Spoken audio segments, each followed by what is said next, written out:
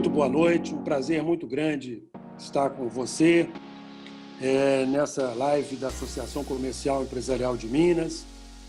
Nós já fizemos, deputado, nesse nosso ciclo de debates, um debate sobre reforma tributária, da qual participaram a professora Misael Dersi e o doutor Everardo Maciel, ex-presidente diretor da Receita Federal, e também fizemos uma recentemente sobre a reforma do Estado, no amplo espectro, com o nosso prezado, estimado Salim Matar, ex-secretário de Desestatização e Desinvestimento do Governo Federal.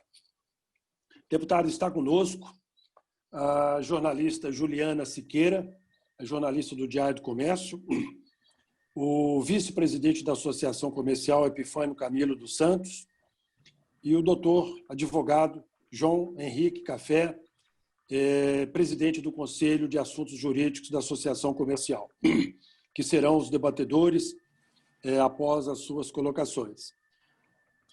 Deputado, como disse, uma honra recebê-lo para que a gente possa discutir a reforma administrativa. Nós entendemos, deputado, que eu sou mais velho, bem mais velho que você, ouço falar sobre reformas há mais de 30 anos. Reforma política, reforma administrativa, reforma tributária, reforma da Previdência, reforma trabalhista. E realmente, deputado, chegou a hora, sabemos todos, o senhor principalmente sabe bastante, porque, não sei se todos sabem, o deputado é coordenador da Frente Parlamentar Mista da Reforma Administrativa. Então, o senhor tem todo o conhecimento. E não dá para nós continuarmos, deputado, sabemos todos, repito, com a situação que nós estamos em termos de privilégio entre o trabalhador da iniciativa privada e o servidor público. O servidor público ele é altamente importante, altamente necessário, isso é um ponto claro, mas a gente precisa de debater, discutir a gama de privilégios existentes, anacronicamente existentes na situação política brasileira. A PEC 32/2020, que tramita na Câmara dos Deputados, traz como premissa básica a aplicação no setor público, executivo, legislativo e judiciário, a premissa da gestão no setor privado. Esse é o ponto, deputado, que é fundamental dentro da nossa percepção. Nós que trabalhamos na iniciativa privada por longos e longos anos, sabemos desse gap de diferença. Diferença essa, deputado, repito, sabemos todos que o país não suporta. O país não suporta. Privilégios da mais alta envergadura, digamos assim. Privilégio que o Brasil gasta 13,7% do PIB em folha de pagamento. Então, o Congresso, senhor deputado, concluindo as nossas palavras, para não tomar tempo, o Congresso, na nossa opinião, pode, deve e precisa estender aos atuais servidores os cortes e privilégios existentes. Nós não podemos, deputado, o Brasil não suporta esperar uma geração. O Brasil não suporta esperar 30 anos. Nós precisamos, sim, de uma reforma, aquela reforma possível, evidentemente. Nós vamos discutir sobre estabilidade. Alguns órgãos do governo precisam de estabilidade, mas uma regra geral é inadmissível. Então, deputado, confiamos no seu trabalho, confiamos na sua inteligência, confiamos na sua liderança para que a gente possa reduzir custos nesse país, melhorar a produtividade do serviço público e fazermos com que tenhamos um país mais igual. Deputado, nós temos um desemprego que pode caminhar para 20% a partir de janeiro. A expectativa é nesse sentido. E eu não conheço um servidor público desempregado. Então, essa dicotomia pode criar um problema social maior ainda. Então, deputado Tiago Mitrô, mais uma vez, em nome de todos que estão participando dessa live, agradeço a presença do senhor Parabenizo e acreditamos no seu trabalho. Muito boa noite e passamos a palavra para o senhor. Bom, muito obrigado, presidente Ignaldo. Agradeço aí o convite, as palavras proferidas aí, também que o Zé Epifânio, que gentilmente fez o convite, o João Henrique, Juliana e Gabriel, que estão aqui acompanhando, e todos aqueles que estão assistindo essa conversa, né? Queria poder fazê-la presencialmente, mas as condições hoje não permitem, então bom que pelo menos a gente tem tecnologia aqui para nos manter próximos e permitindo esses debates mesmo no período que nós estamos vivendo, e sobre um tema que é crucial e que eu tenho dedicado boa parte do meu tempo ao longo desses últimos meses todos aqui na Câmara dos Deputados para debater, que é a reforma administrativa e, como você muito bem falou, Ignaldo, a produtividade do Estado brasileiro e o seu tamanho, a sua dimensão, tanto para que nós possamos aí corrigir esses privilégios, distorções que existem no setor público, quanto para tornar, né, o Estado mais produtivo.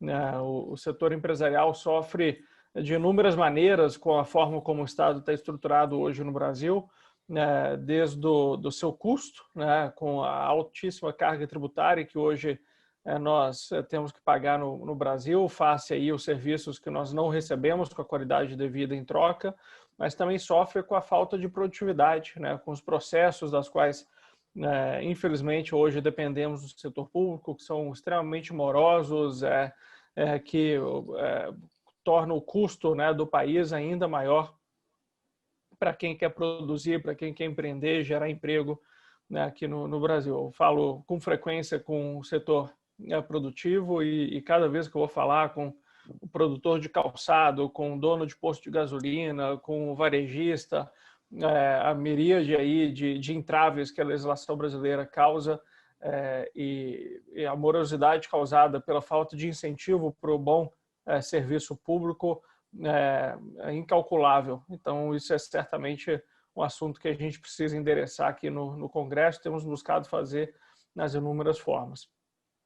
Sobre a reforma administrativa especificamente, eu vou tentar dar uma visão geral aqui da reforma como um todo e também dessa PEC que foi recentemente enviada, e depois abrir aqui para perguntas para a gente poder utilizar a maior parte do tempo aqui voltado para o debate para responder dúvidas que vocês tenham.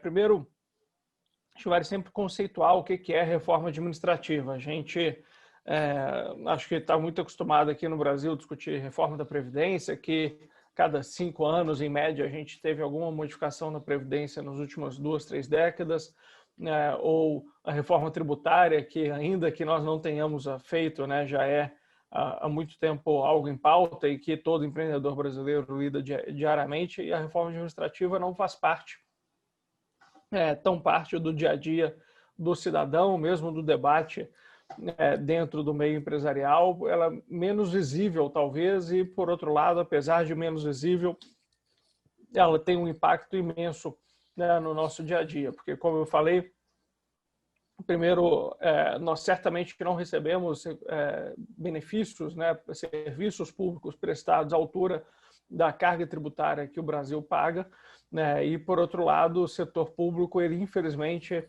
a produtividade dele, ou a falta de produtividade dele, é um entrave muito grande para o setor privado. E a reforma administrativa ela é essencial porque, no fundo, o que ela faz é justamente mexer na estrutura legal da administração pública brasileira para poder mexer tanto ali nas questões fiscais que foram trazidas e que são importantes, mas estão longe de ser, até a meu ver, as principais quando se fala de reforma administrativa, mas também as questões de qualidade do gasto, né, de produtividade dentro do setor público. Então, o que a gente precisa fazer é, primeiro, redimensionar o Estado brasileiro e flexibilizar as regras para que ele possa, ao longo do tempo, ir se adequando às necessidades sempre aí, mutantes da população e da sociedade brasileira, né?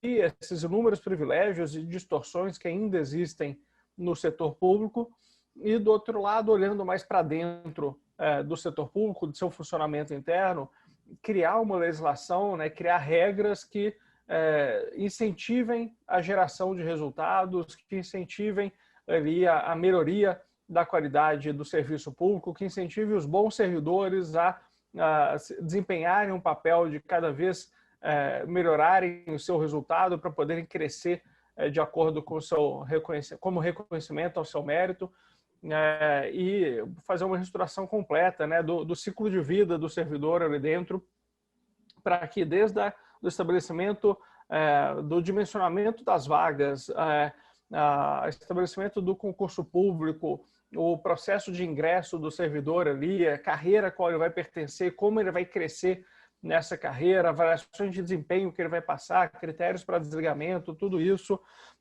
a gente possa adequar a legislação brasileira, né, ao período atual. Porque, infelizmente, as regras atuais elas são bastante disfuncionais e isso fica claro, né, quando a gente olha os resultados que, infelizmente, estão muito aquém, né, do esperado. O que é um serviço público que seria ideal, né, a meu ver, que a gente está ainda longe de ter, mas que através da reforma administrativa a gente pode caminhar.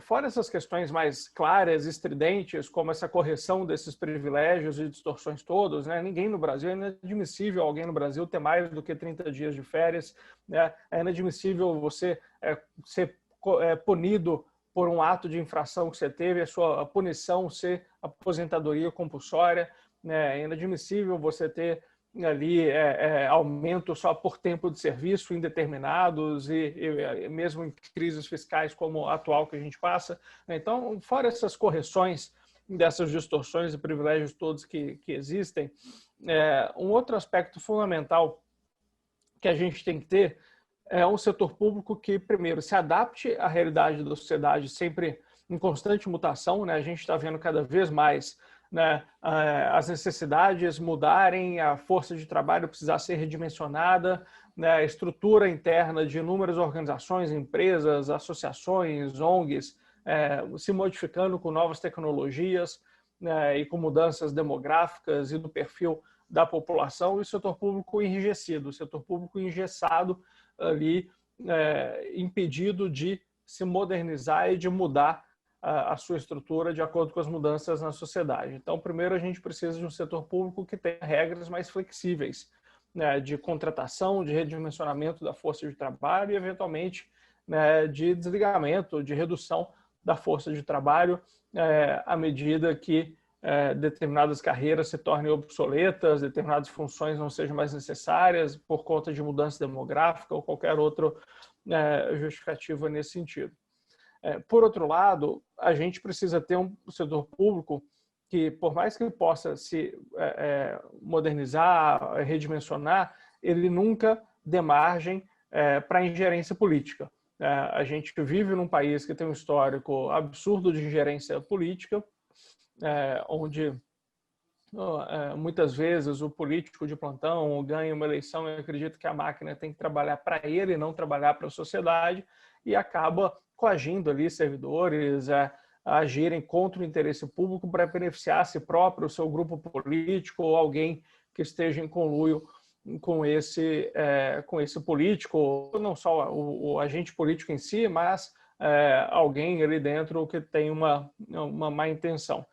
Então, a gente precisa cada vez mais proteger o bom servidor público para que ele não seja coagido e a sociedade para que o serviço público não seja ali tomado por interesses privados. Então, a gente precisa também sempre aprimorar essas regras para que o serviço público possa ser impessoal e ser protegido dessas interferências nocivas.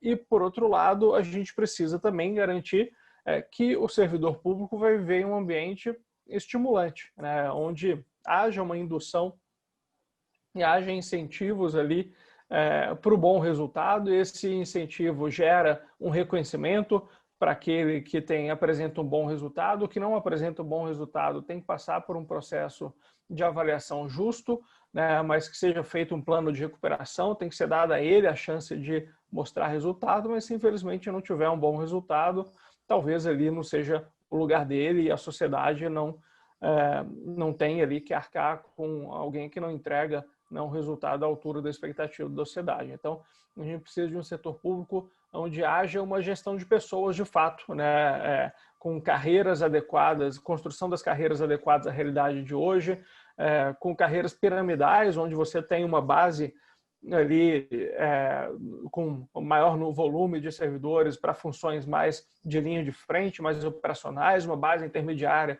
de gestão de pessoas, de liderança, uma base menor no topo da pirâmide, com um volume menor de pessoas tomando ali as principais decisões e garantindo o alinhamento, o direcionamento estratégico técnico. E é algo básico, né? Toda organização funciona assim, né? Os empreendedores da Seminas funcionam assim, a própria Seminas, né, funciona assim, e no setor público a gente tem muitas vezes, né, 90% dos servidores de determinada carreira no teto remuneratório, o que não faz sentido nenhum, né? Então a gente precisa ter carreiras piramidais, onde você vai subindo pelo seu bom desempenho, pelo bom serviço prestado à população, e com isso, né, você tendo incentivos para que os servidores possam e consigam ir além daquilo que se espera deles, né? Então, acho que áreas que nós gostaríamos de ter, né, um setor público voltado à gestão por resultados, com os incentivos corretos para o bom desempenho do funcionário, ele blindado de interferência política negativa e de permissividade com cooptação do setor público para interesses particulares e, por fim, um setor público que esteja dimensionado à realidade do país e que esse dimensionamento possa, ao longo do tempo, e se adequando às novas necessidades da população. E hoje as nossas regras estão longe de permitir esses aspectos todos, né? Então a gente precisa modificar essas regras e esse conjunto de modificações é o que a gente trata como reforma administrativa. E o que são as legislações de fato que a gente tem que mudar e o que a PEC 32, que é essa enviada pelo governo há quase um mês, traz? Primeiro, ela traz vedações a essas distorções que a gente mencionou aqui, né? Hoje existem inúmeras distorções do serviço público, né? Eu mencionei férias além de 30 dias, aposentadoria compulsória, progressão de carreira só por tempo de serviço, esse tipo de coisa, e ela passa a vedar todas essas distorções, né, para novos servidores. Aqueles que ingressarem após a promulgação dessa PEC estariam vedados aí de ter acesso a esses benefícios, esses privilégios. Eu concordo, assim como foi falado pelo presidente Rinaldo, que isso não pode valer só para os futuros servidores, né? Não existe privilégio adquirido, né? O Epifânio mandou um texto mais cedo dele, de sua autoria, onde tratava disso também.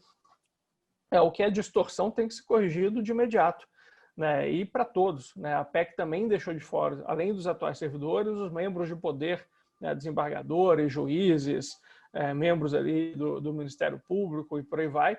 E a gente não pode permitir que existam setores no funcionalismo que tenham acesso a esses privilégios. Então, a PEC vem na direção correta, mas incompleta, e nós já estamos trabalhando para incluir todos os membros de poder, todos os atuais servidores nessas vedações e ampliar essas vedações para outras distorções que existem, como dar um exemplo que agora, por conta da eleição, está muito em alta, que é a licença remunerada de 90 dias para o servidor que decide concorrer à eleição.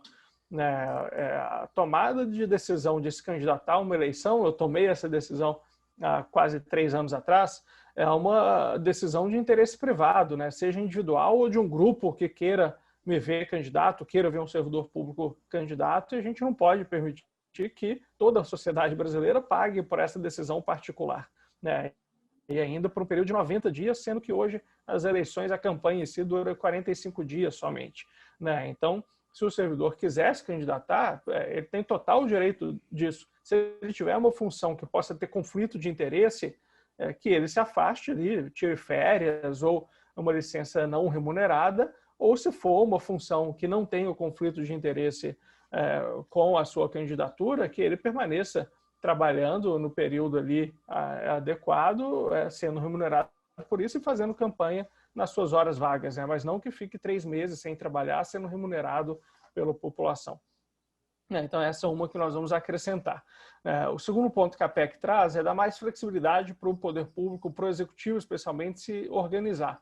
Hoje, se o executivo tem 2 cargos de R$10 mil, de R$5 mil, ele quer transformar em um cargo de 10 mil para contratar alguém mais qualificado, ele tem que pedir autorização para o Congresso. Se ele quer tirar uma secretaria de um ministério e passar a secretaria para outro ministério, por qualquer que seja a razão, tem que passar pelo Congresso, né?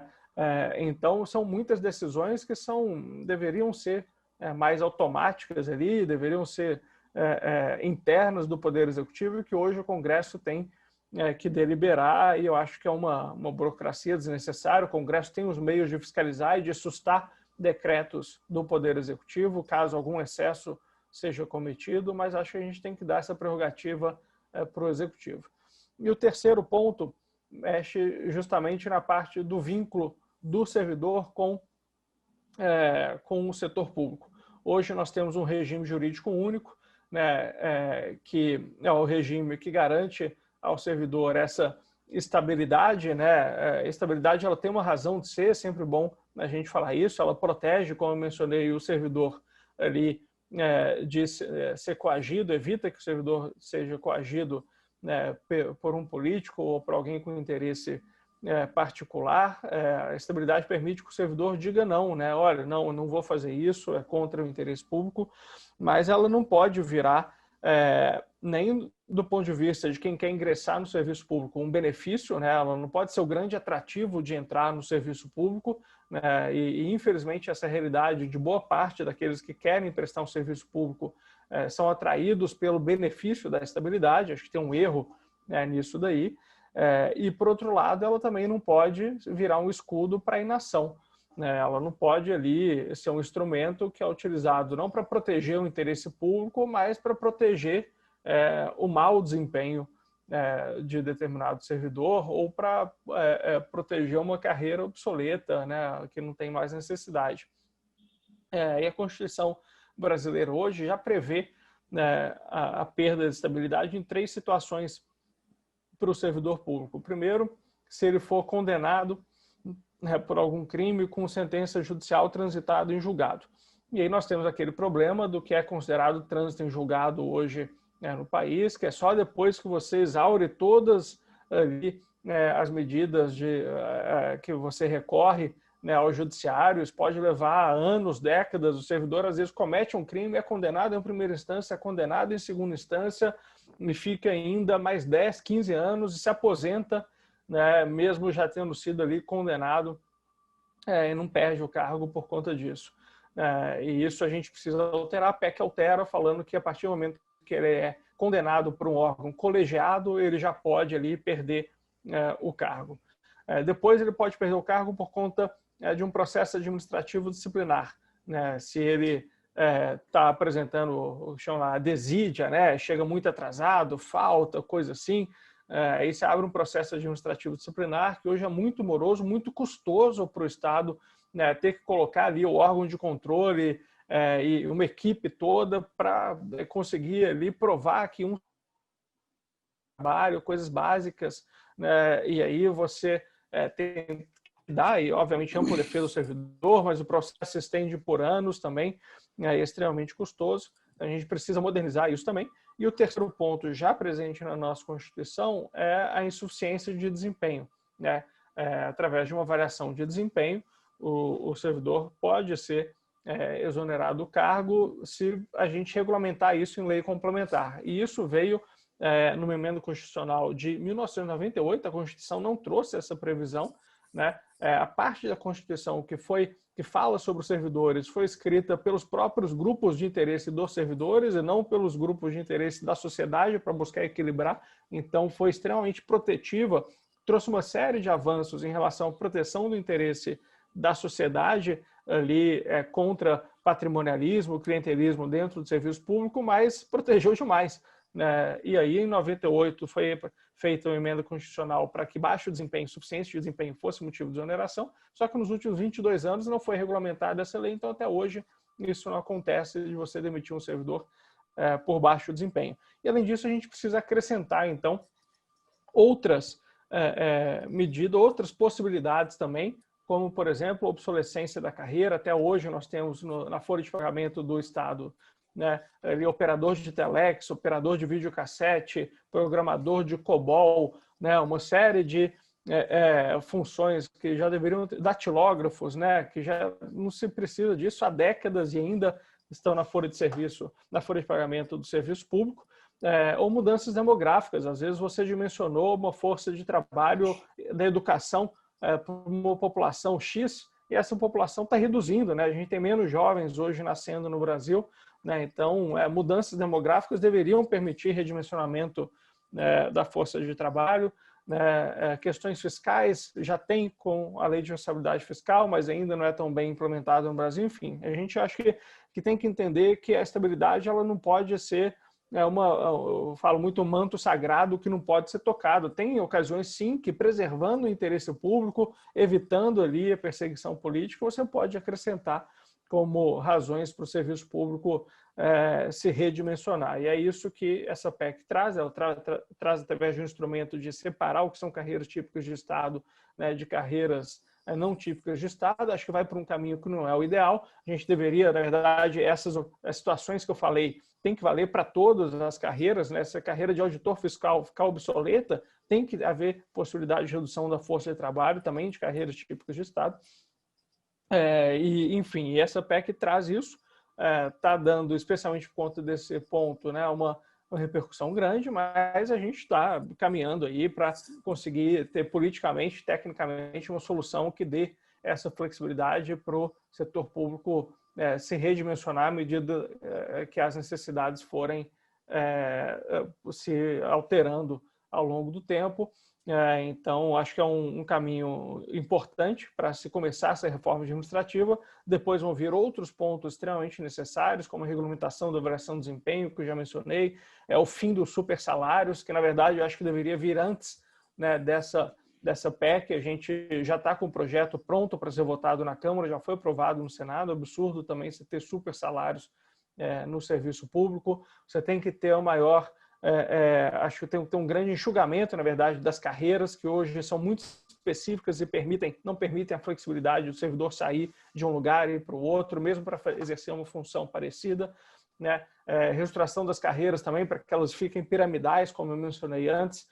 Né, avaliações de desempenho sejam um critério para promoção, mas desde que haja vaga e não todo mundo sendo promovido. Pra você ter uma ideia, hoje, em uma avaliação de desempenho com cerca de 200 mil servidores no governo federal, a nota média da avaliação é 98%. Né? Então, em 200 mil servidores, 98% é a nota média. Então, não é uma avaliação de desempenho, é meramente protocolar. Né? Todo mundo tira 10%. E não dá para você manter uma avaliação que seja só para inglês ver. Então, precisa melhorar o mecanismo da avaliação de desempenho, enxugar o número de carreiras, tornar elas piramidais, alongar as carreiras para que você não chegue no topo da carreira em pouquíssimo tempo, e, enfim, criar esses incentivos para que haja mais produtividade ali no setor público. Então, para isso que nós estamos trabalhando, vai ser um processo longo, um processo custoso, né?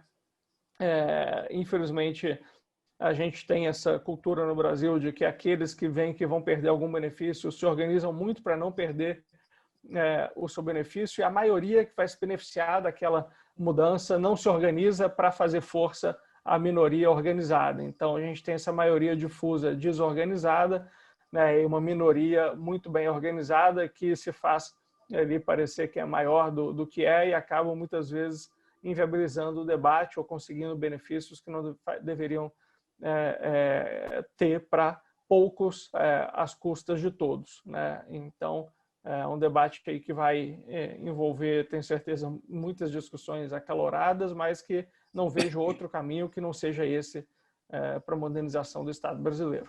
Então, é nisso que a gente tem aqui trabalhado e esperamos que, ao longo das próximas semanas e meses, a gente consiga fazer o assunto avançar e ter o sucesso necessário para poder inserir essa produtividade no setor público, trazer o Estado brasileiro para o tamanho que a sociedade consiga pagar, né, e principalmente melhorar a qualidade do serviço público que é oferecido para a população, porque muitos dependem de serviço com qualidade e, infelizmente, o Estado brasileiro não é capaz de oferecê-lo. Então, essa é a minha explanação aí inicial. e estou à disposição aqui para tirar dúvidas, responder as perguntas de todos a respeito. Obrigado. Muito bem, deputado. Parabéns pelas suas colocações. Antes de passar a pergunta para os 3 debatedores, e também nós temos pergunta para o chat, eu faço somente uma pergunta para o senhor. Em questão de número, eu ouvi uma colocação do ministro Paulo Guedes que haveria uma redução, uma capacidade de economia de 300 bilhões de reais, 300 bi. O que o senhor entende desse número, se é isso mesmo? E como vocês veem, para mim, um problema imenso, o corporativismo do servidor público federal, estadual e municipal em questão dessas reformas. Qual que é a força para enfrentar isso?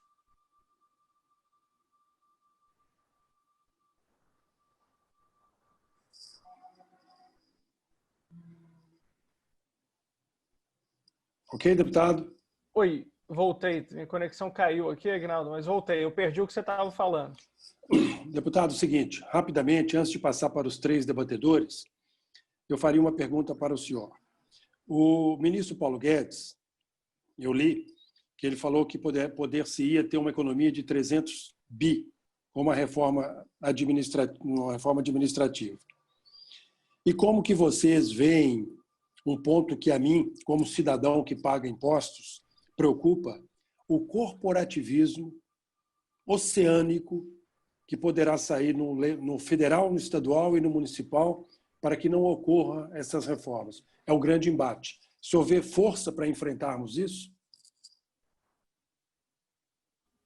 Olha, ótimo, Aguinaldo, aquilo que estava comentando, né? Infelizmente a gente tem essa minoria organizada que consegue quase tudo que quer, né, no Congresso Nacional hoje, né?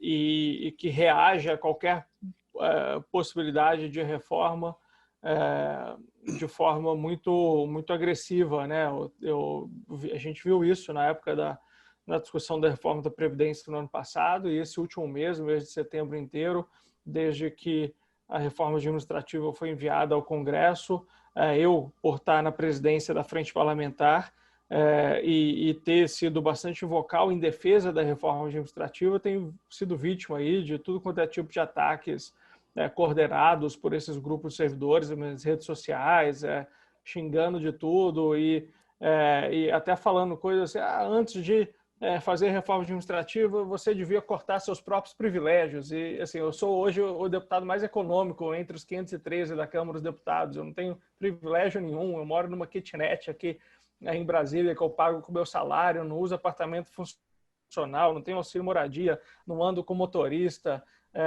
E eles, né, sem nem pesquisar, vêm falando: tem que abrir mão da sua aposentadoria especial, eu nunca tive, estou pagando INSS como qualquer brasileiro, né? Então, assim, tenho sido vítima desses ataques coordenados deles, buscado assim, tratar com naturalidade e independente da forma agressiva com que muitos acabam vindo se manifestar, tentar responder com diálogo, né? Eu nunca neguei nenhum debate com organizações de servidores, inclusive acho que 9 em cada 10 debates que eu participei nesse último mês, nessas semanas todas, tem sido com representantes de servidores, né?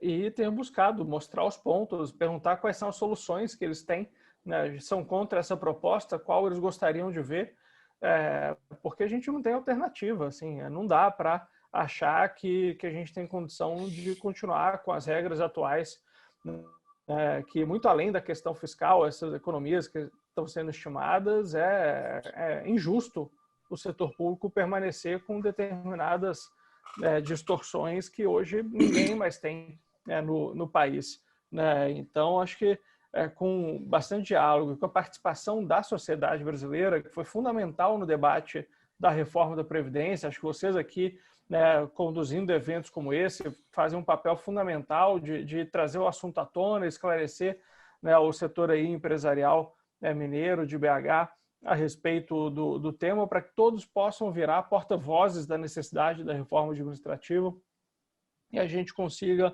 aos poucos, ir contrabalanceando, né, esse corporativismo que existe e tem que mandar mensagem. Acho que no meu caso não precisa de outros parlamentares aí, né? Não é só a gente ficar também envolvendo os parlamentares que já estão decididos a serem a favor de uma reforma, mas também ir atrás daqueles que são indecisos ou que hoje são contra, para mostrar que a sociedade mineira e brasileira quer essa reforma e sensibilizar, né, os parlamentares disso.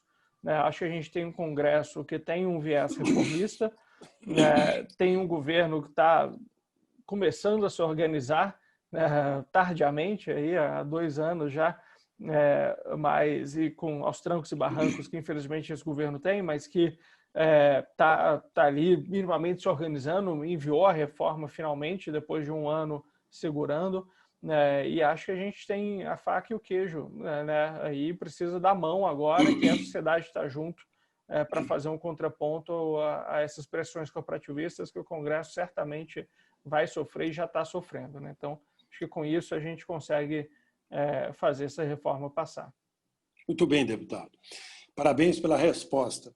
Passo a palavra para a jornalista Juliana Siqueira, para que você possa fazer a sua breve indagação ao deputado. Boa noite, deputado. O senhor mencionou, né, a respeito da abrangência da reforma, que hoje ela não abarca, por exemplo, os atuais servidores. E essa é uma discussão muito grande que a gente vem ouvindo, né? Porque eu converso com vários lados e todos falam acerca da importância da reforma administrativa, mas que, se ela pegar só os servidores atuais, a gente vai ter aí um resultado muito de longo prazo, né? Vai demorar para a gente ver. E entra todas as questões que a gente já estava caminhando mal, veio a crise do coronavírus, piorou a nossa situação, e aí a gente não conseguiria ter, né, um resultado tão rápido. Eu queria que o senhor falasse um pouquinho mais a respeito dessa possibilidade, né? E de quais são as chances reais disso ser aprovado, uma vez que é totalmente impopular. Olha, Juliana, acho que isso é impopular entre aqueles que se beneficiam das regras atuais. Se você perguntar para qualquer cidadão brasileiro que paga a conta e não é beneficiado, ele vai achar que impopular é manter a regra como está hoje. Né? Pergunta para qualquer um que perdeu o emprego agora na pandemia, algum empreendedor que viu o seu faturamento ir a zero, ou o trabalhador que foi demitido porque a empresa não teve como pagar, se ele acha justo alguém receber aumento por tempo de serviço, às custas dele. Né? Tenho certeza que ele vai achar que impopular é manter isso. Ou as férias de 45, 60 dias que professores universitários, juízes têm. Pergunta para o trabalhador, olha, você acha que é justo alguém que não corre o risco de ser demitido tirar 2 meses de férias por ano? Ele não vai achar isso justo. Então, acho que indo na linha do que eu estava comentando antes, você cortar essas distorções, esses privilégios, é algo que para mim é extremamente popular. Se não é, nós temos que fazer selo. Tem que estar na boca da população, evidenciar essas distorções e contar com a população para que a gente estenda essa reforma para todos. Já é um avanço você vedar essas distorções aqui para frente, é um avanço. Mas certamente não é justo que muitos ainda permaneçam com esses benefícios todos. Então, nós já protocolamos, apresentamos emendas à PEC para que inclua todos os servidores, que inclua os membros de poder. Já estamos coletando essas assinaturas e tenho certeza que se a gente tiver a sociedade junto, ciente, para a sociedade estar junto, basta ela estar ciente. Por isso o papel importante da imprensa nesse processo, das associações representativas como a Seminas, para que a gente possa conscientizar a população sobre essas distorções atuais e contar com o apoio dela para mostrar que impopular é manter as regras como estão. E aí, com isso, acho que a gente consegue fazer esse projeto avançar, incluindo todos. Muito bem, deputado. Passo a palavra para o vice-presidente da Associação Comercial, Epifânio Camilo dos Santos. Deputado, Boa noite, eu renovo as boas-vindas do presidente Aguinaldo.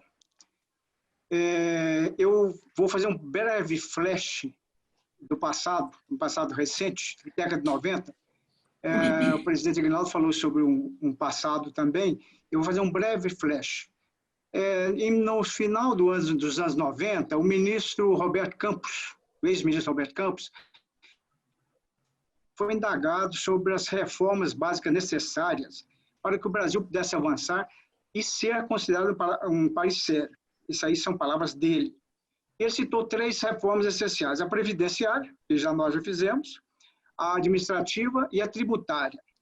E essas duas estão, vamos dizer, de início de tramitação no Congresso Nacional. Como presidente da Frente Parlamentar da Reforma Administrativa, você afirmou recentemente que a PEC enviada pelo governo é um avanço significativo, embora devesse ser aplicada já aos atuais servidores e não apenas aos novos. Seria mais ou menos como ter aí uma lei do ventre livre, né? Só quem nasce a partir de agora que vai deixar de ser escravo. E também se expressou claramente sobre um tema muito relevante e sensível, e é esse que eu gostaria de enfocar, que é um verdadeiro tabu, do qual as Minas vêm tratando desde 96, pelo menos, que é a questão e uma confusão entre direito adquirido, que eu, na minha concepção, acho que é legítimo e justo, e privilégio adquirido, que também, na minha percepção pessoal, é ilegítimo porquanto injusto. Eu gostaria que você discorresse sobre a questão do privilégio adquirido, que eu acho que é uma pedra fundamental para qualquer reforma séria que se faça nesse país. Bom, perfeito, Epifânio. Ponto bem importante, né, que por vezes o pessoal confunde os termos, né? O que é considerado um direito adquirido, né?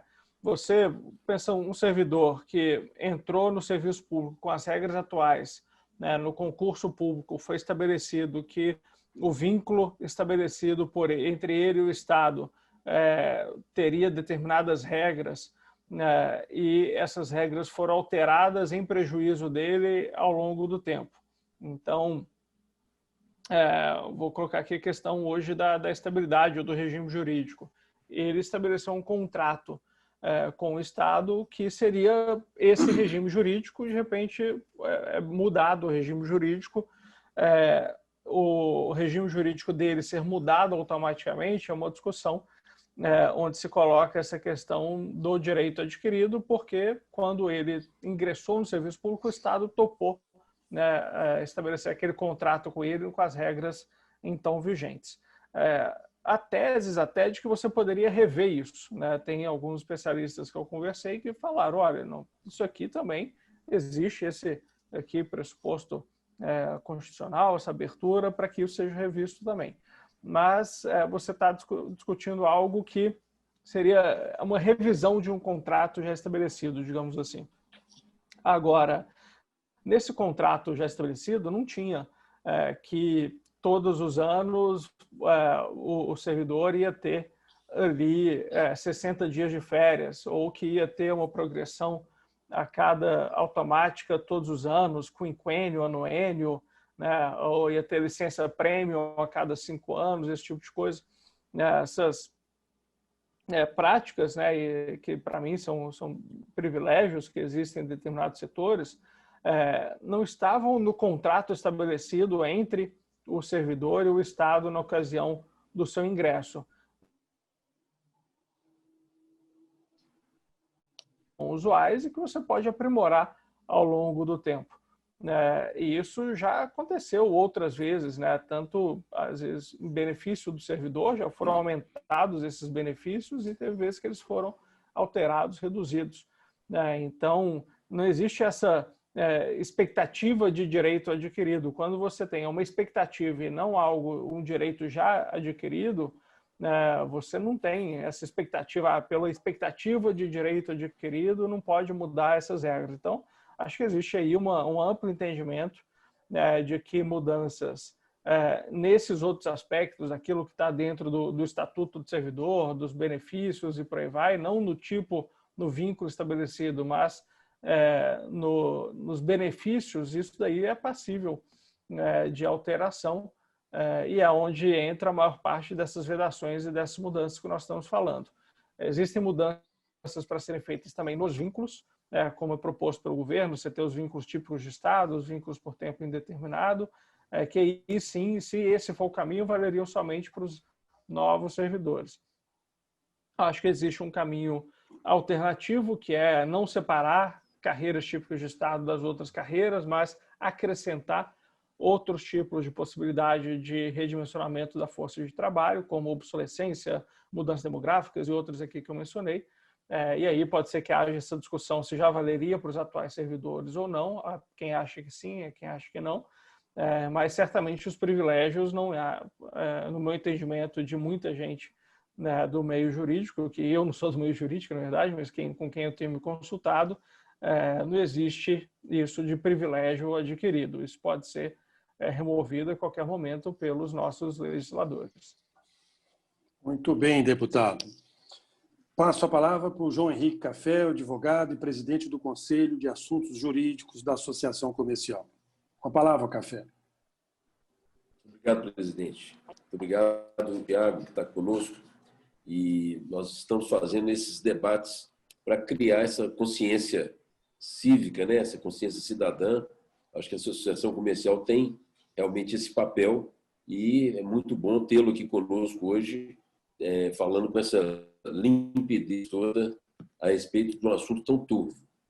Não sei se é uma coincidência, deputado, e é uma coincidência, mas o que isso vai nos representar é ver que estamos comemorando 32 anos da nossa Constituição e temos a PEC 32 para mudar profundamente essa Constituição.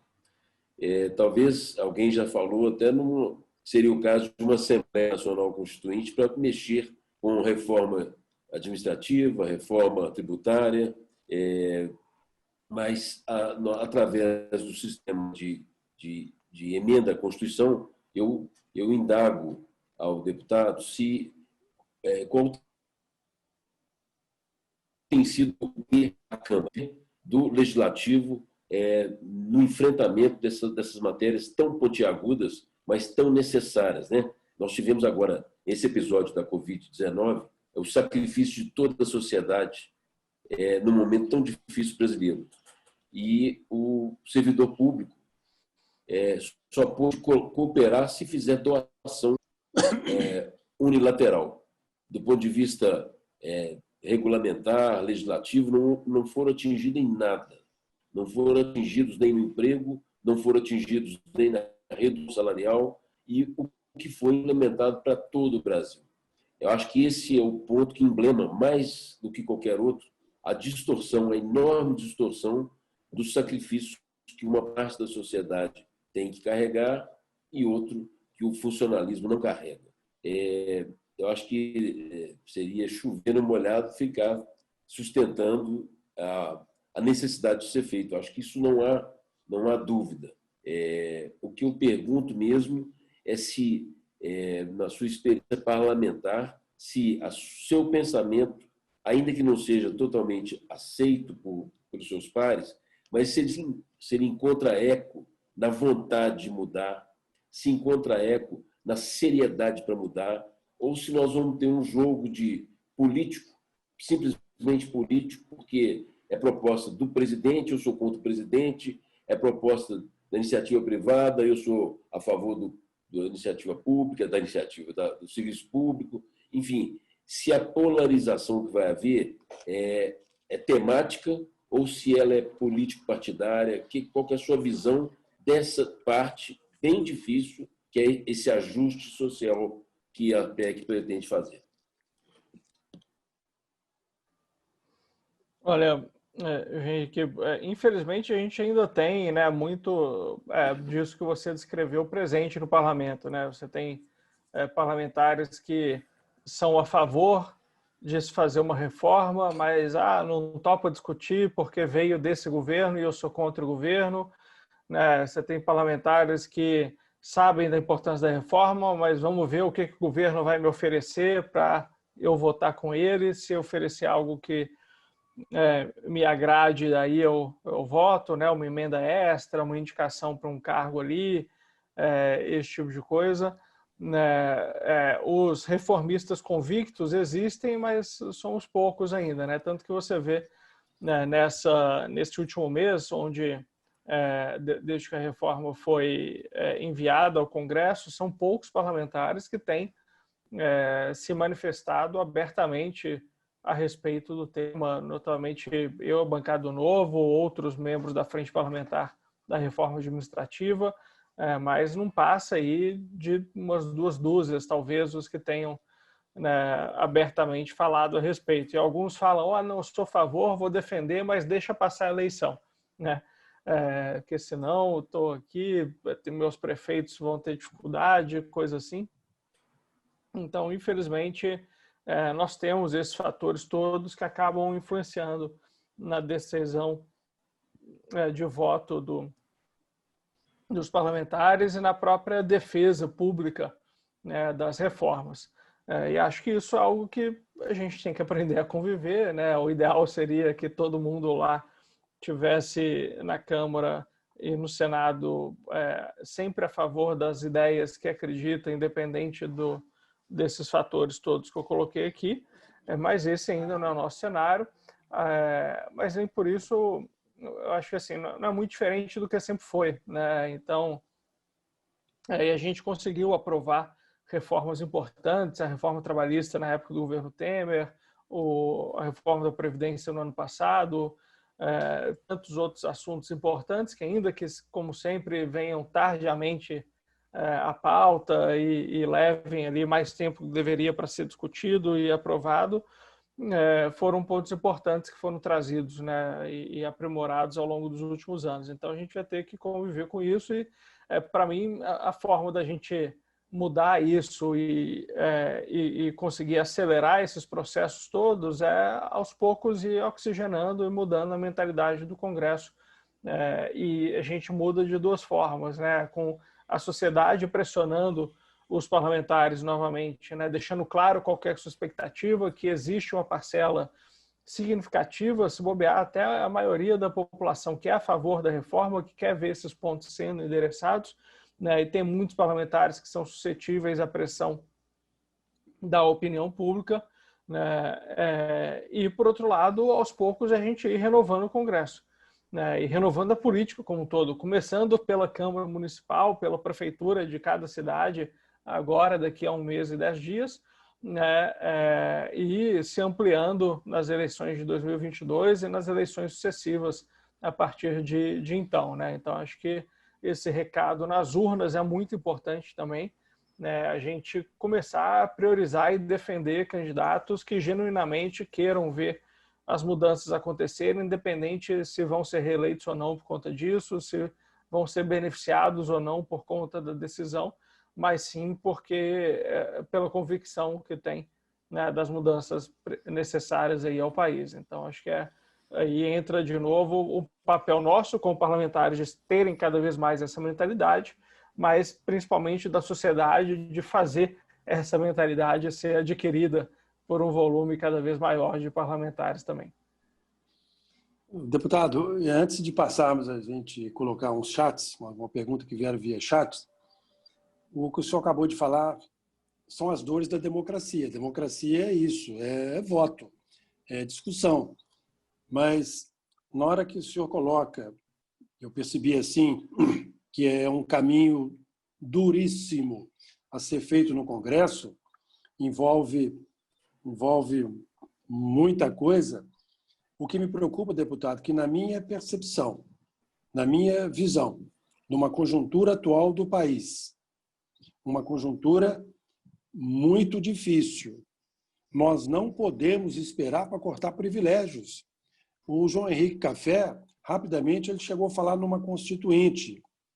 Não sei, eu não posso entrar nessa seara, mas eu fico pensando que talvez fosse uma maneira, uma constituinte exclusiva para um assunto que, no voto, deputado, no voto, que o senhor colocou bem, mudança no Congresso. O senhor, por exemplo, é um exemplo de mudança. O senhor é um exemplo explícito de mudança. Mas Isso gasta tempo. E a coisa mais carente que nós temos, brasileiros, a coisa mais carente do Brasil é tempo. É enfrentarmos o horizonte que está aí. E sem reduzir custos, nós não vamos chegar a um denominador que seja universal em termos de Brasil. Eu pergunto à Gabi ou a Juliane se ela tem já alguns chats aí que a gente possa fazer algumas perguntas para o deputado. Vamos selecionar uns 3 ou 4 que eu não estou conseguindo acessar. Gabi, você está me ouvindo? Presidente. Sim, estou ouvindo. Então, o primeiro que você recebeu, vou na ordem cronológica. Eu vou fazer a primeira aqui a primeira do nosso vice-presidente, José Anchieta. Ele coloca para o senhor, deputado, ele diz assim: distorções devem ser corrigidas de imediato. Essa é a síntese daquilo que, de fato, se pretenda rotular como mudança. Uma questão: no âmbito do Congresso, há densidade quanto a este propósito e a disposição de fazê-lo? Obrigado aí, Gabriela Zanchetti. Só responder antes a colocação do Agnaldo e do João Henrique também sobre a questão de constituinte e tudo. Eu tenho dúvida se precisa e se vai ser benéfico. Acho que a gente já tem uma Assembleia Constituinte formada, que é o Congresso Nacional, né, que tem poderes de mudar quase tudo na nossa Constituição, exceto ali as cláusulas pétreas. E temos um mecanismo para isso, que são as emendas constitucionais. E acho que às vezes é um pouco... eu entendo o desejo de quase que escrever tudo outra vez, né? Porque a nossa Constituição tem muitas necessidades de melhoria, né? Para usar aqui algo até mais ameno, né? Tem que mudar muita coisa.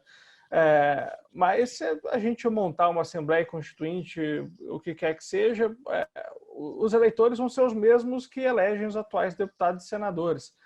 As opções que vão ser colocadas na urna vão ser muito parecidas. Espero que cada vez mais a gente tenha presente nas urnas candidatos de renovação, mas a grande maioria vai ser relativamente parecido com os atuais políticos que nós temos hoje. Então, não me parece que nós teríamos uma composição do Congresso Nacional, de uma Assembleia Constituinte, muito diferente do que nós temos a composição do atual Congresso, né? Então, a meu ver, essa mudança passa fundamentalmente por mudança que a cada 2, 4 anos nós temos, né? 2 anos no nível municipal, né? Mais 2 anos no nível federal e estadual, de ir levando essa mentalidade que nós temos, foi mencionada aqui, para ser mais presente no Congresso. E aí nós vamos ter nossa Assembleia Constituinte constituída dentro do Congresso Nacional, né? Porque senão acho que a gente corre um risco aí de ter um esforço gigantesco para tentar mudar as coisas e eleger os mesmos de sempre, que vão escrever parecido com o que tem hoje na nossa Constituição. Tem gente que defende que ela fique como está, né? Então a gente tem que acho que alterando, e já temos os mecanismos para fazer essas alterações.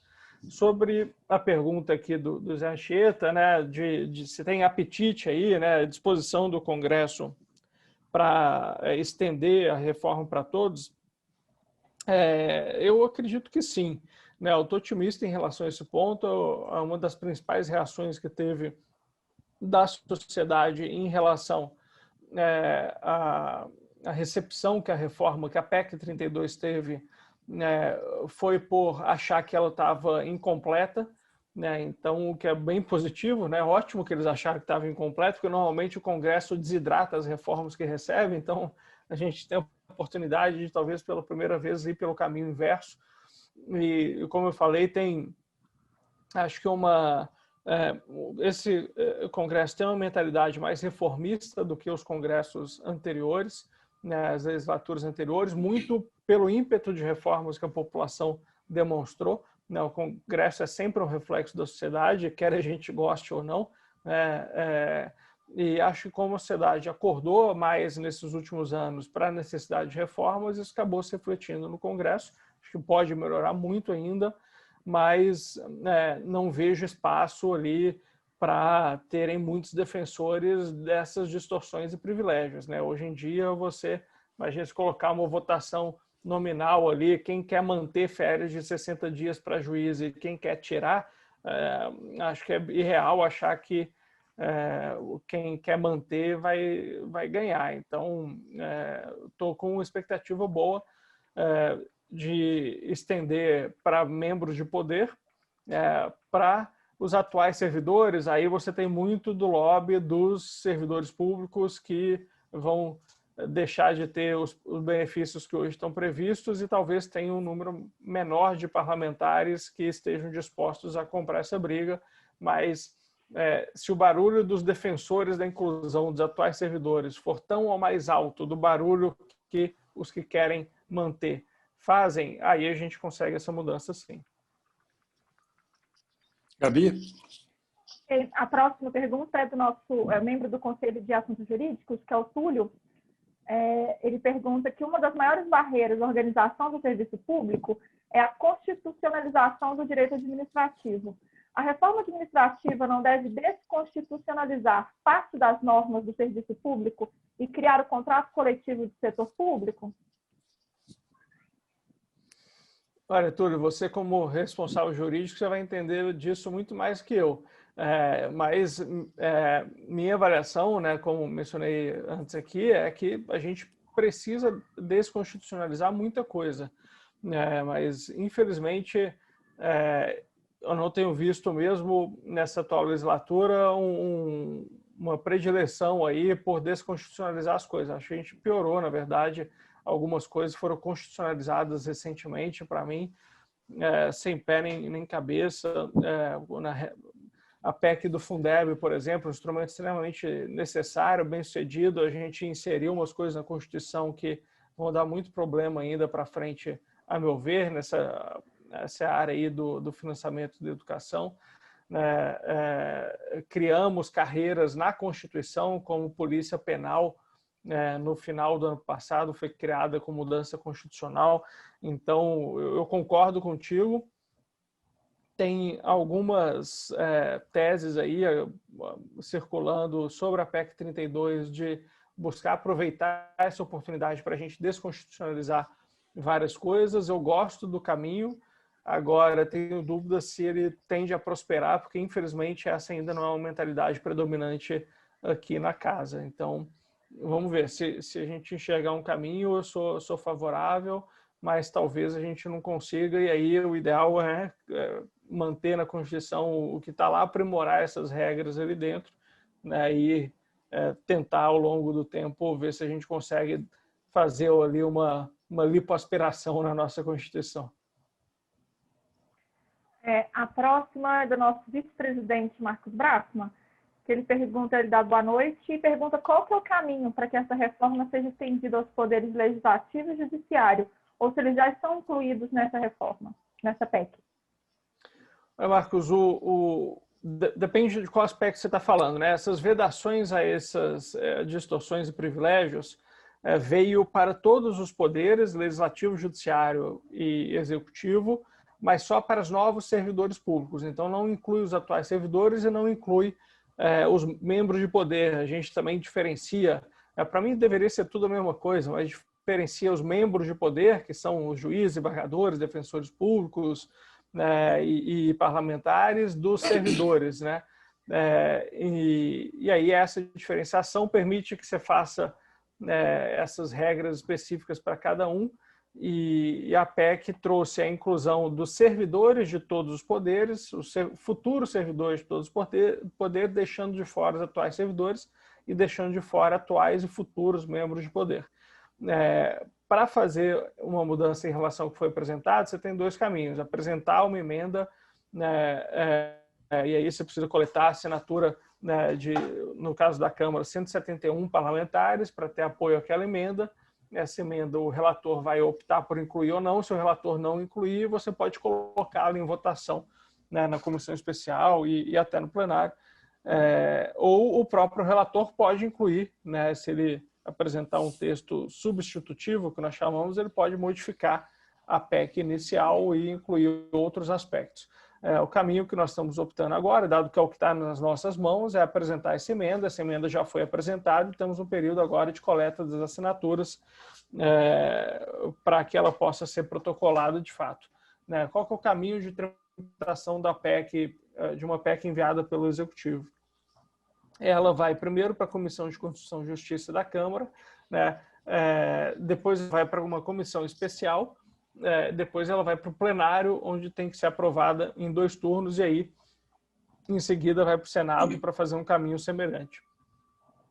Na pandemia, a gente não está com as comissões instituídas, então, até hoje, a PEC não começou a ser debatida oficialmente, porque o caminho regimental dela, que seria ir para a CCJ da Câmara, está inviabilizado porque a CCJ não está instalada devido à pandemia.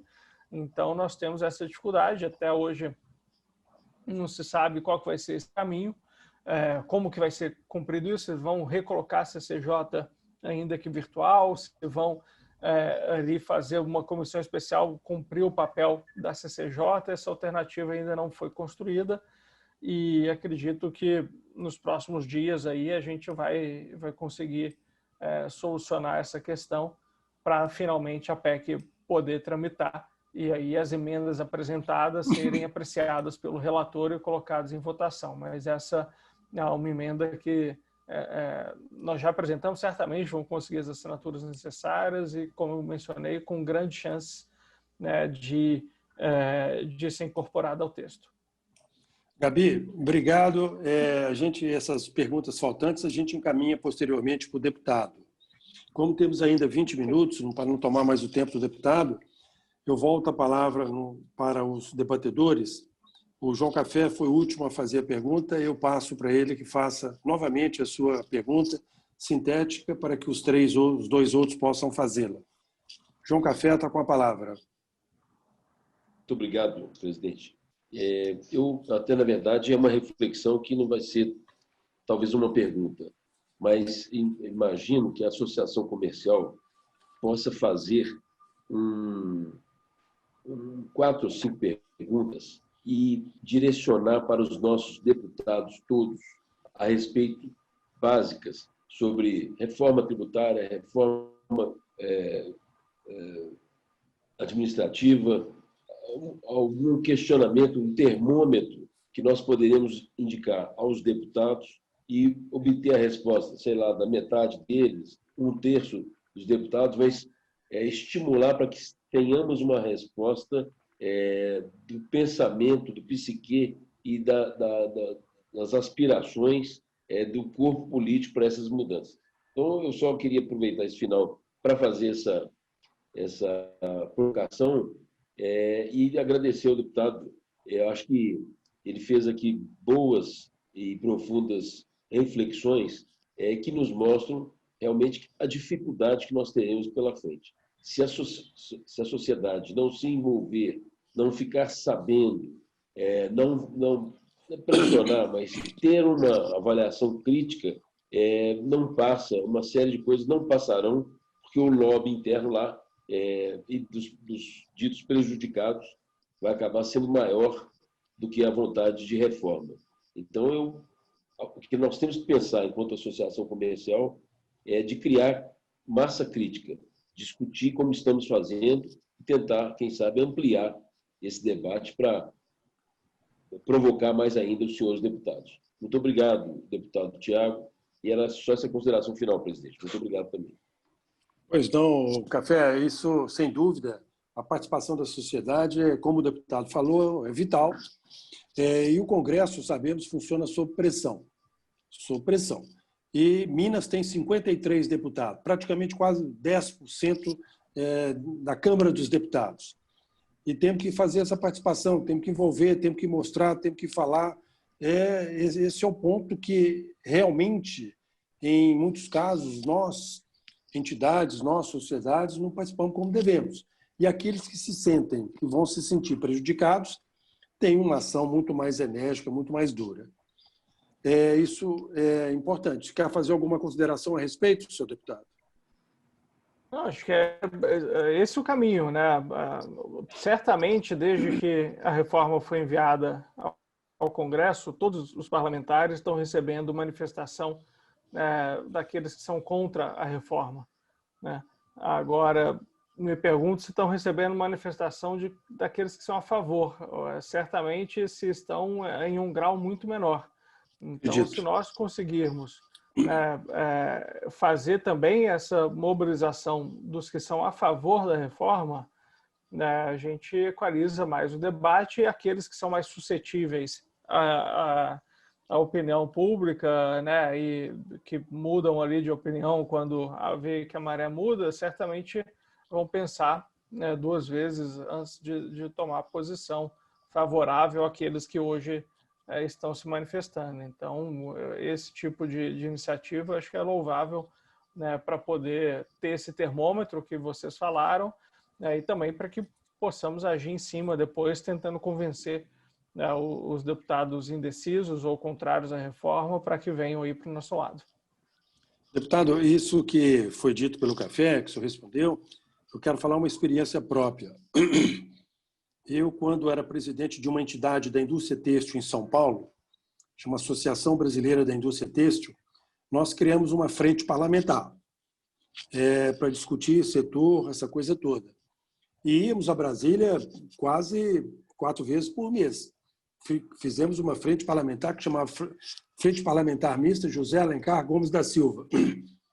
E aí, deputado, eu acho que um dos caminhos é nós, entidade de classe, conversarmos em conjunto, o CNI, Fiesp, as entidades, para que elas participem de uma forma direta, porque nós não podemos esperar por uma reforma. Nós não podemos esperar que essa reforma só valha para daqui 30 anos, vamos dizer assim. É uma responsabilidade nossa total. A gente tem muito a fazer. Epifânio Camilo dos Santos, com a palavra.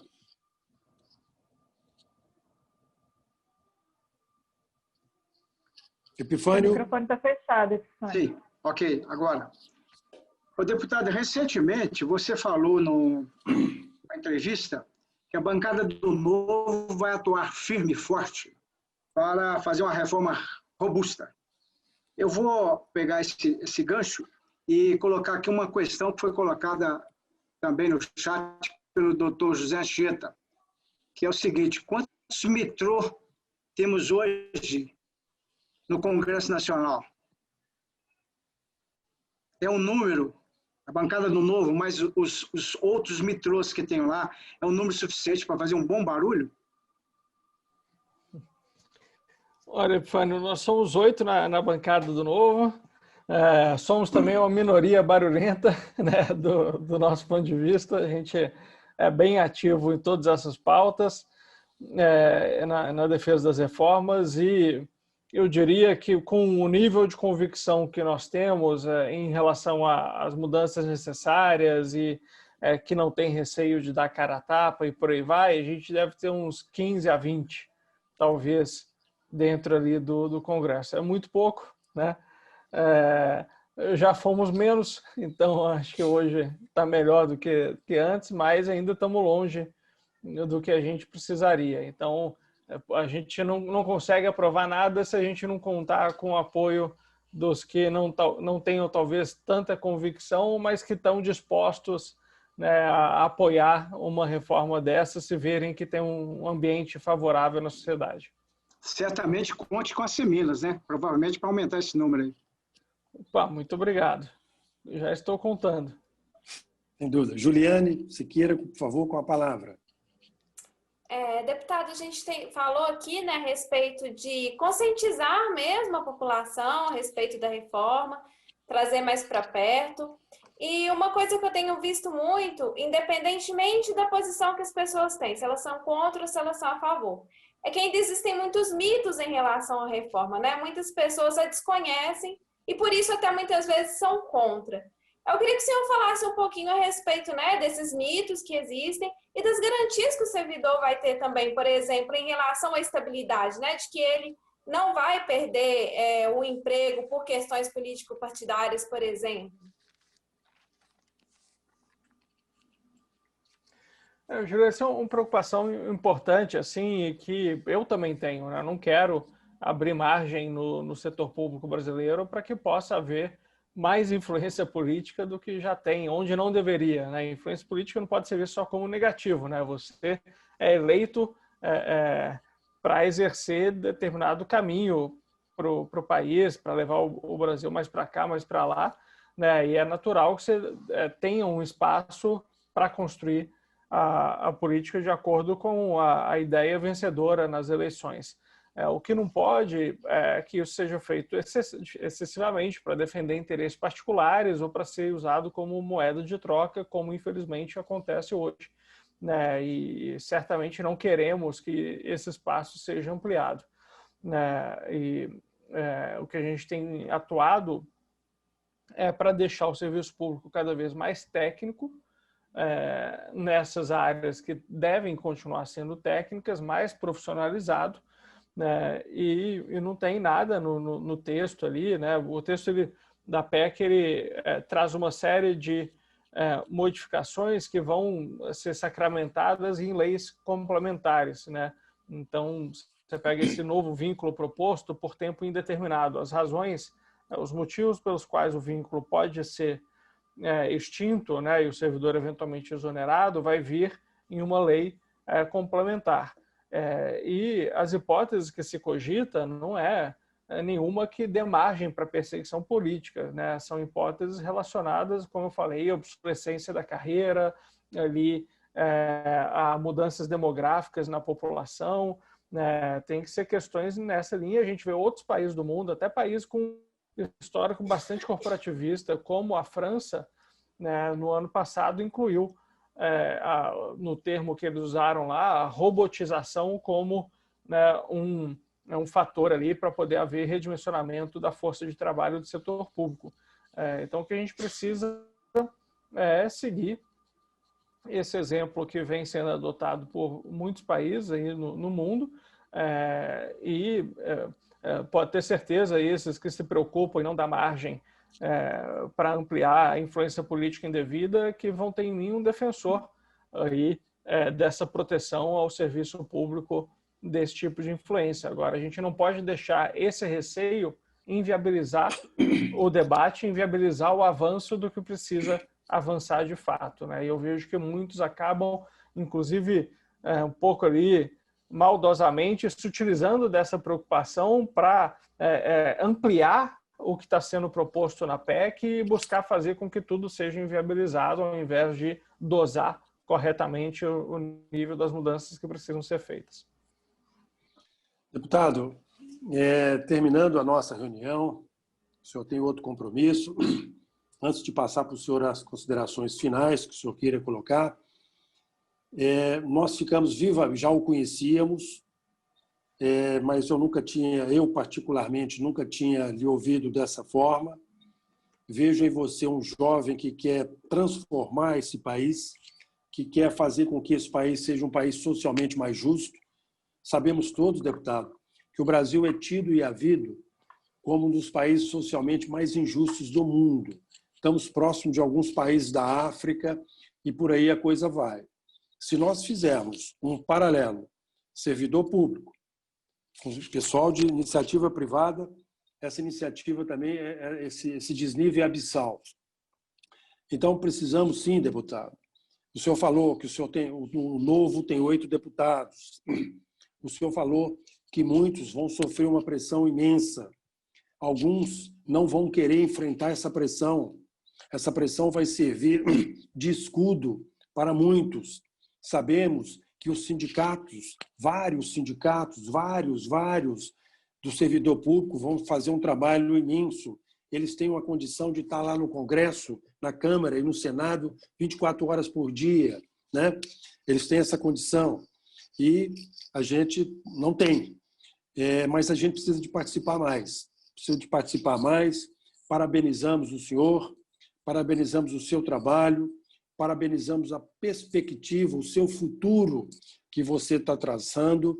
Nós precisamos de mudanças transformadoras e vemos no senhor, deputado Tiago Mitrô, uma oportunidade real de nós caminharmos para sermos um país socialmente mais justo. E vamos começar com essa justiça fazendo a reforma administrativa. A coisa pública e a coisa privada está absoluta, a confusão da coisa pública e da coisa privada vis-à-vis o trabalhador privado e o trabalhador do serviço público é uma coisa realmente enorme. E o seu esforço, deputado, o seu esforço, como nós percebemos, não com muitos, é uma luta, é uma trincheira que não tem muitos, mas vamos participar para que a gente possa agregar mais alguns, vamos participar para que isso é necessário, que nós precisamos de reduzir custos nesse país. Eu penso, deputado, conheço pouco da reforma tributária, conheço pouco da reforma administrativa, mas eu entendo que antes de fazermos uma reforma tributária que simplifique, que seja pelo menos neutra, que dê transparência, eu, como cidadão, entendo que uma reforma administrativa seria mais necessária. Precisamos de reduzir custos em qualquer empresa, em qualquer entidade, em qualquer família, em qualquer sociedade, em qualquer país. Se você tem uma situação de déficit fiscal, como a gente tem, caminhando para uma dívida bruta praticamente 100% do PIB, isso inviabiliza qualquer coisa. E o exemplo, deputado, tem que ser dado. Eu, ouvindo o senhor, acreditando fortemente nas suas palavras, sei e percebo que é uma jornada duríssima. É uma jornada que tem que ser uma luta diuturna. E conte conosco, conte com a Associação Comercial, nesses 120 anos de existência, que naquilo que pudermos agir, estamos 100% à disposição do senhor. Agradecendo mais uma vez, em nome da associação, devolvo-lhe a palavra, deputado, para suas considerações finais. Perfeito, presidente Ginaldo. Fico muito feliz aí com as suas palavras, com o apoio a essa agenda importantíssima aí para o Brasil. Podem ter certeza que vou trabalhar firmemente para conseguirmos fazê-la avançar e, felizmente, como mencionei, temos um conjunto aí de parlamentares dispostos também a enfrentar esse debate e colocar o assunto na mesa, para que daí, com o apoio de vocês, do restante da sociedade, a gente possa, como eu falei, vencer esse debate da opinião pública. Eu tenho visto a imprensa muito favorável a essa reforma, ajudando também aí, a gente pautar esse tema, né? Foi um esforço nosso, junto com a imprensa, a meu ver, que pressionou, né, o governo federal a enviar essa proposta, que até um mês atrás, quando eles anunciaram que enviariam, nós tínhamos muitas dúvidas se ela viria ou não ainda nesse governo. E agora é avançar, né? A gente tem desafios aí regimentais para vencer, dada a situação de pandemia, mas tenho certeza aí, com o apoio de vocês, todos associados da Seminas, do setor empresarial mineiro e do país, a gente vai conseguir vencer esse debate. Está aí com todo o meu empenho, da bancada do Novo, da Frente Parlamentar da Reforma Administrativa, que eu hoje presido, e todos os parlamentares aí com esse viés reformista, para que a gente consiga vencer o debate e entregar o quanto antes essa reforma que não é de A ou B, é uma reforma do Brasil, que o país precisa e que certamente vai ter inúmeros benefícios, não só no curto prazo, mas principalmente pelas gerações aí que virão, que vão poder contar com um Estado mais moderno, eficiente e justo aí para todos. É esse o nosso objetivo e contem sempre conosco e estou à disposição sempre que precisarem.